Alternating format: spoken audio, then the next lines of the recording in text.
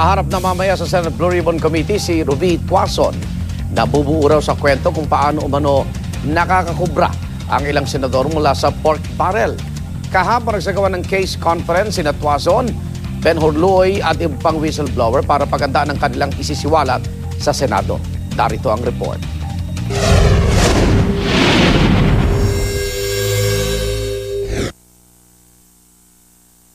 Bago ang nakatakda nilang pagtestigo sa pagdinig ng Senate Blue Ribbon Committee ngayong araw kaugnay ng pork barrel scam, nagpulong sa tanggapan ng NBI kahapon sina Ruby Tuason, Ben Horloy at iba pang whistleblower. Guardyadong dumating sa NBI si Tuason.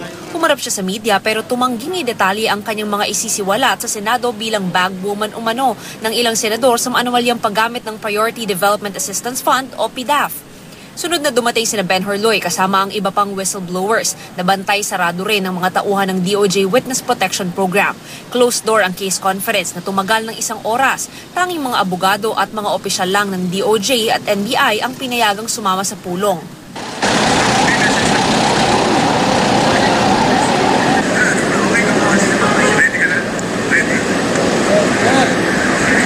Ayon sa abogado ng mga whistleblower, ang testimonya ni Tuason ang bubuo sa kwento kung paano nakarating sa kamay ng ilang senador ang kickback mula sa PDAF. Kung yun yung opinion niya, wala naman kaming Basta kami naman, yun lang testimonya ni Mrs. Ruby Tuason, yun lang ho yung concern namin.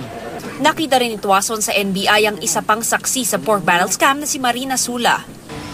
Participation of Ms. Sula will simply be to affirm her previous statements in the affidavits already submitted about her encounters or dealings with Ms. Ruby Tuason and the involvement of Ms. Ruby Tuason with the JLN corporations. Pagkatapos ng case conference, dumalo sa hiniling nilang misa sa kapilya ng NBI ang grupo ni Tuason at Luy. Mensahe ng pari kina Tuason at sa mga whistleblower, huwag matakot na sabihin ang totoo dahil ang Diyos daw ay pumapanig sa katotohanan.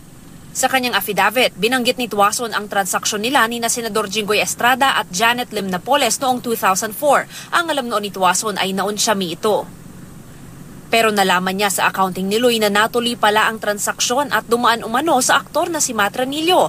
Na-deliver daw sa tulong ni Ranillo ang 11.97 million pesos na cash sa isang bahay sa Mahogany Street, Dasmariñas Village, Makati City. Si Justa Tantoco raw ang nakatira sa address. Isang malapit sa mga Tantoco ang nagkumpirma sa GMA News na bahay nga ito ni Tantoco. May isang bahay rin si Napoles sa parehong kalsada. Tumawag ang GMA News sa bahay ni Justa Tantoco at kinumpirma ng aming nakausap na nakatira nga roon si Tantoco pero wala raw siya sa bahay. Chief of Staff noon ni dating First Lady at dating Senadora Loy Ejercito si Tantoco at malapit na umano siya sa mga Estrada bago pa naging Pangulo si Erap. Katunayan, batay sa ilang dokumento sa Securities and Exchange Commission o SEC, incorporator sina Tantoco at dating First Lady Loy Ejercito ng Mare Foundation na tumulong sa presidential campaign ni Estrada noong 1998, pati na sa anak ng Masa Foundation. Pero ipinagtanggol ni Senador Jinggoy Estrada ang kanyang ina. The timing is very, very suspicious. Dapat nung meron silang ebidensya, meron silang mga dokumento na sinasabi, dapat nung pumutok to, sana sinama na nila. Ganon din yung nangyari sa tatay ni Senator Bong, former Senator Revilla.